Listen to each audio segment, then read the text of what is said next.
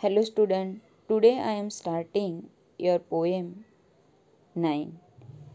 अब पोएम को स्टार्ट करने से पहले हम कुछ बात कर लेते हैं, जैसे कि भारतीय संस्कृति के अंदर सबका आदर सम्मान करने की जो रीत है वो अलग अलग है। जैसे कि हिंदू लोग भगवान की पूजा करते हैं, मुस्लिम लोग हैं तो अपने कुरान की के मस्जिद में जाके नमाज अदा करते। तो इस तरह से वो उनको जैसे कि नमाज करते टाइम ईश्वर को किस तरह से बंदगी की जाती है। हिंदू लोग अपने घर कोई अपने महंत या संत आते हैं तो उसके चरण स्पर्श करके, अगर कोई हमारी हम उम्र का हो तो उसको हम ऐसे हाथ हिला के उनको आदर के बुलाते हैं, उसका सम्मान करते हैं। अब कहीं हम एक दूसरे को मिलते हैं तो हम एक दूसरे से हाथ मिलाकर अपनी जो भावना है वो व्यक्त करते हैं। तो स्टूडेंट, आज के हमारे काव्य का शीर्षक ही है हाथ मेड़विए। तो उसके कवि का नाम है निरंजन भगत और इसका काव्य प्रकार है उर्मी काव्य। अब हम कवि परिचय प्राप्त कर लेते हैं। तो कवि का नाम है निरंजन भगत, उनके पिताजी का नाम है नरहरि भगत और माता का नाम है मैना बहन। अब वो कवि का जन्म तो 18/5/1926 को अहमदाबाद में थयो हतो। उन्होंने प्राथमिक शिक्षण उनका म्युनिसिपल शाळा अमदावादनी LD आर्ट स्कूल में कर्યું। ત્યાર પછી उसके बाद इंटरमीडिएट पढ़ाई की। उसके बाद उन्होंने मुंबई की एल्फिस्टन कॉलेज में से एंटायर इंग्लिश के साथ में BA और उसके बाद फिर LD आर्ट्स कॉलेज में थी। मुख्य सब्जेक्ट अंग्रेजी के साथ और गौण सब्जेक्ट गुजराती के साथ उन्होंने MA किया। अलग अलग कॉलेजों के अंदर उन्होंने अध्यापन कार्य किया और अंतिम उन्होंने जेवियर्स कॉलेज में से उनका रिटायरमेंट हुआ। और उनका साहित्य सर्जन देखे कि उन्होंने कब कौन सा, तो 1947 में उन्होंने गुजराती लिपि के अंदर कविता को नया मोड़ दिया और बोलते हैं गद्य का अनोखा आस्वाद देने वाला काव्य संग्रह छंदोलय। उसके बाद 1950 में किन्नरी गीत संग्रह अने मुंबई के जो स्थल काल और उसके पात्रों का संग्रह जो है वो 25 कृतियों के अंदर हुआ है। अल्प विराम 1954 में प्रकट थयो। उसके बाद बृहद छंदोलय के अंदर उन्होंने तीनों संग्रहों में से पसंदीदा काव्यों को तथा अन्य प्रवालदीप और 33 काव्यों का उसके अंदर बृहद छंदोलय के अंदर उनका संग्रह हुआ है। प्रवालदीप जो उनका काव्य संग्रह है उनका अंग्रेजी के अंदर भी अनुवाद हुआ है। प्रवालदीप के अंदर उन्होंने मुंबई के अंदर जो एक्सपीरियंस किया, उनके अंदर जो अनुभव हुआ और उसकी संस्कृति और वहाँ की जो दुख है उसका वर्णन उसके अंदर देखने को मिलता है। अनिरुद्ध ब्रह्मभट्ट और भोड़ाभाई पटेल के प्रश्नों के उत्तर के रूप में आधुनिक कविता કેટલાક प्रश्नों और निबंध स्वरूप में यंत्र विज्ञान અને मंत्र कविताना 7 खंडमांथी 5 खंड प्रसिद्ध उनके हुए हैं। तेमनी लघु परिचय पुस्तिकाओं के बारे में देखें तो मीरा, कविता कांथी, वाँचो अने एलियट छे। जबकि स्वाध्याय लोक भाग 1 થી 8 ग्रंथ में उन्होंने किए हुए अमूल्य वक्तव्य, कहीं जाते हैं तो जो बोलते हैं वो वक्तव्य का संग्रह उसके अंदर हुआ है। चित्रांगदा अने ओडनना काव्यनो अनुवाद पण उन्होंने दिया है। उसके बावजूद उन्होंने अनन्य विवेचनों और संपादन भी किए हैं। उन्होंने 1957 के अंदर नर्मद सुवर्ण चंद्रक, 1969 में रणजीत राम सुवर्ण चंद्रक एवं 1999 में साहित्य अकादमी अवार्ड प्राप्त हुए हैं। उनका अवसान 1 फरवरी 2018 के अंदर हुआ था। अब हम टूक में काव्य परिचय प्राप्त करेंगे। ये छोटा सा उर्मी काव्य छंदोलय में से लिया गया है। उनके अंदर अपने हृदय के भाव, संवेदना का महत्व कवि ने बताया है। उसके प्रतीक के रूप में मैत्री भरा हाथ मिलाने के लिए वो आतुर है, ऐसा कवि कहते हैं कि मैं मेरा हाथ लंबाकर तुम्हारे हृदय तक पहुंचना चाहता हूँ। मेरे लिए, मतलब मैं कवि के लिए, धन संपत्ति के सत्ता, उनको वो कुछ भी नहीं चाहिए, बस एक मित्रता भरा हाथ चाहिए जिसके अंदर कोई स्वार्थ के बुद्धि नहीं है, केवल निस्वार्थ प्रेम, संवेदन जो हमारे हृदय को भर दे।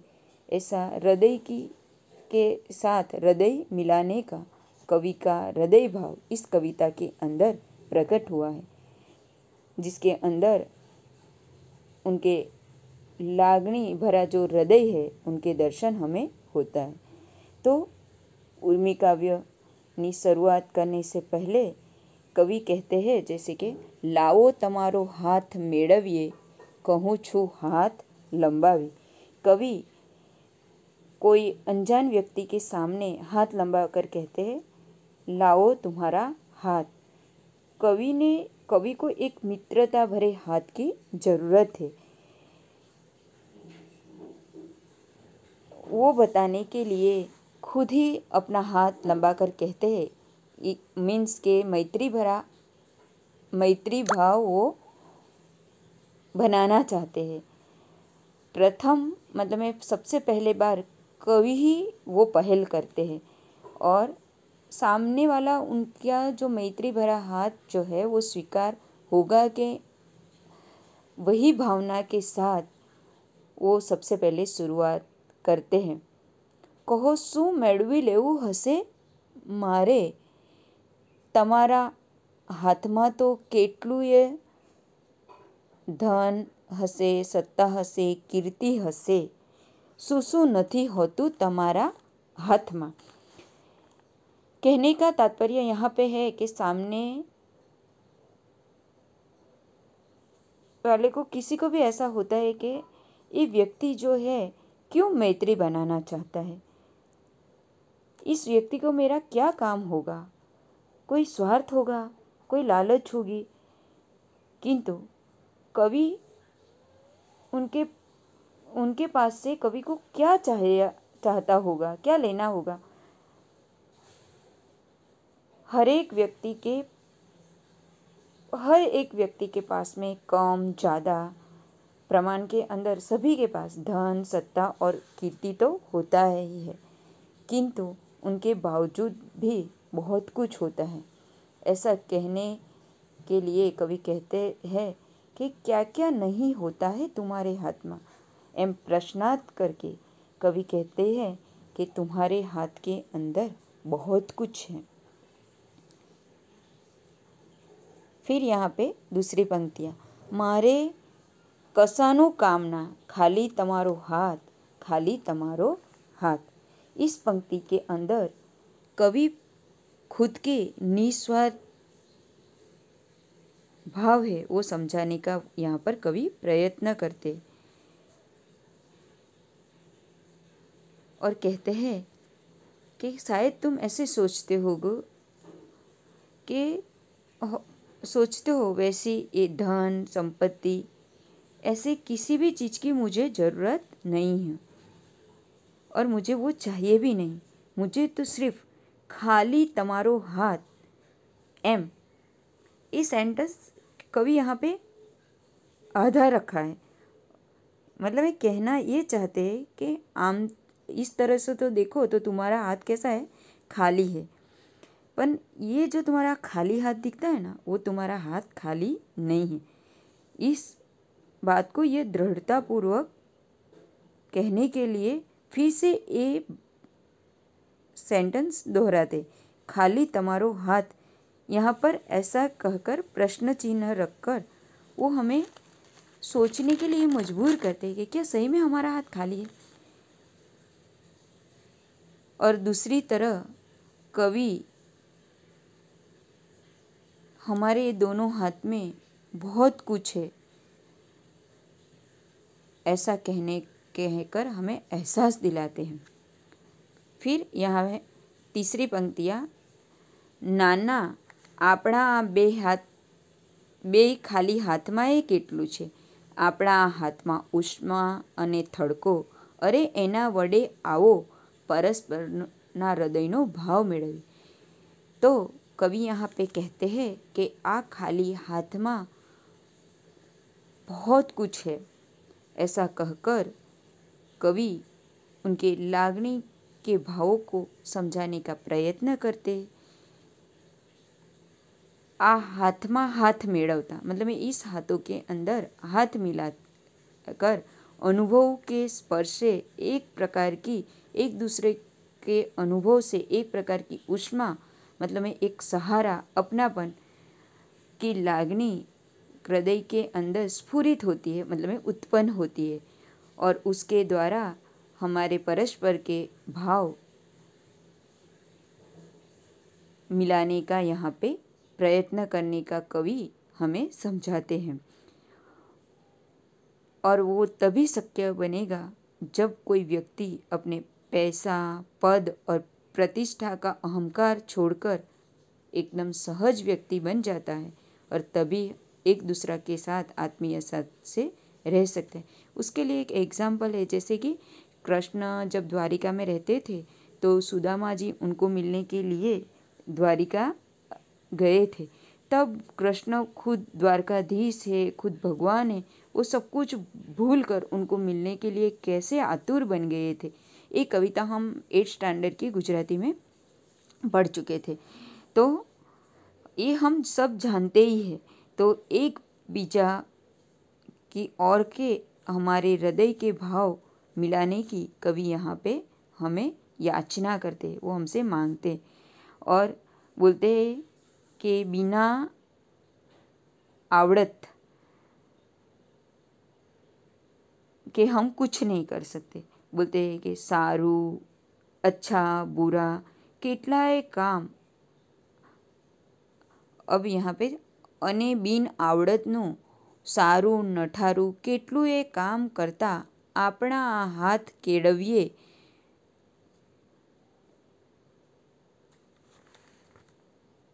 यहाँ पे कवि कहते हैं कि हम हमारे रोज़ के डेली रूटीन के काम ये दोनों हाथों से ही करते हैं। जैसे कि हम रोज़ करते हुए कामों से सत्कर्मों भी करते हैं, और उसके सत्कर्म अच्छे कार्य करके हम यश सत्ता कीर्ति प्राप्त करते हैं। तो खराब काम करके ये दोनों हाथों से हम हमारा सारा कुछ गवा देते हैं। ये हमारे हाथ की बिन आवड़त है। तो ये हाथों को हमें अच्छी तरह को अच्छा सिखाना है, और ये हाथ ही हमारी सच्ची दौलत और पूंजी है, वो हमें समझाना चाहते कि ये दोनों हाथे से ही हम अच्छे और बुरे काम कर सकते हैं। तो ये अजाण्या छो भले तो ये जुओ आ हाथ लंबावी कहूँ लावो तमारो हाथ मेड़विए। तो बोलते हैं अनजान ये अंतिम पंक्तियों के अंदर कवि कहना चाहते हैं कि आपके लिए मैं कैसा हूँ, अनजान हूँ, और मेरे लिए आप अनजान हो। हम भले अनजान हों, उसके बावजूद मैं आपके सामने हाथ लंबा कर आपके साथ मित्रता बनाने की पहल करता हूँ, कोशिश करता हूँ, और कहता हूँ लाओ तुम्हारा हाथ, जैसे कि आपने मेड़विए अने हम एक दूसरे से हमारा हाथ मिलाए और हम दोस्त बनकर एक दूसरे के हृदय तक पहुंचने की कोशिश करें। इस तरह एक दूसरे के हृदय तक पहुंचने का संदेश इस कविता के माध्यम से कवि हमें देते हैं। तो आई होप आपको ये कविता समझ में आई होगी।